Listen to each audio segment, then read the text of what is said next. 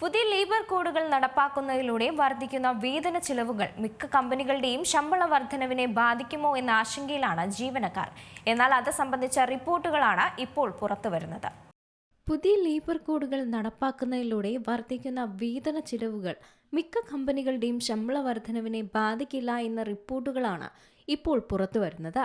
2025 നവംബറിൽ പുതിയ ലേബർ കോഡുകൾ പ്രാബല്യത്തിൽ വന്നതോടെ പുതിയ വേതന നിർവചനം ഉപയോഗിച്ചുകൊണ്ട് കണക്കാക്കുന്നത് കാരണം ഗ്രാറ്റുവിറ്റി, ഓവർ ടൈം, ബോണസ്, അവധി പണമാക്കി മാറ്റുന്നത് പോലുള്ള ആനുകൂല്യങ്ങളുടെ ചിലവ് വർദ്ധിച്ചിരുന്നു.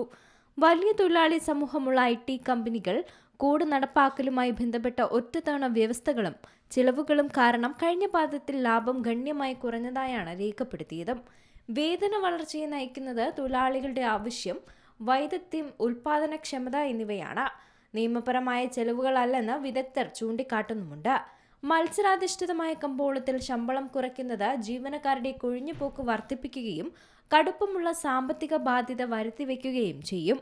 IT സേവനങ്ങളും ബാങ്കിംഗ് ഇതര ധനകാര്യ വിഭാഗങ്ങളും ഉൾപ്പെടെയുള്ള മേഖലകളിൽ ശമ്പള വർധനവ് കുറയാനും സാധ്യതയുണ്ട്. പുതിയ തൊഴിൽ കോഡുകൾ മൂലമുള്ള ആഘാതം കൈകാര്യം ചെയ്യാൻ സ്ഥാപനങ്ങൾ വ്യത്യസ്ത സമീപനങ്ങളാണ് സ്വീകരിക്കുന്നതെന്നാണ് വിദഗ്ധർ നൽകുന്ന സൂചന. ചില സ്ഥാപനങ്ങൾ ഈ ചിലവുകൾക്ക് പ്രത്യേക ബജറ്റ് നീക്കിവെക്കുമ്പോൾ മറ്റു ചിലർ അവയെ മൊത്തം ശമ്പളത്തിന്റെ ഭാഗമായി ക്രമീകരിക്കുകയാണ്. News desk Zee Malayalam news. ഏറ്റവും പുതിയ വാർത്തകളും വിശേഷങ്ങളും വിരൽത്തുമ്പിലറിയാൻ സീ മലയാളം ന്യൂസ് എല്ലാ ഡിജിറ്റൽ പ്ലാറ്റ്ഫോമുകളിലും ലഭ്യം.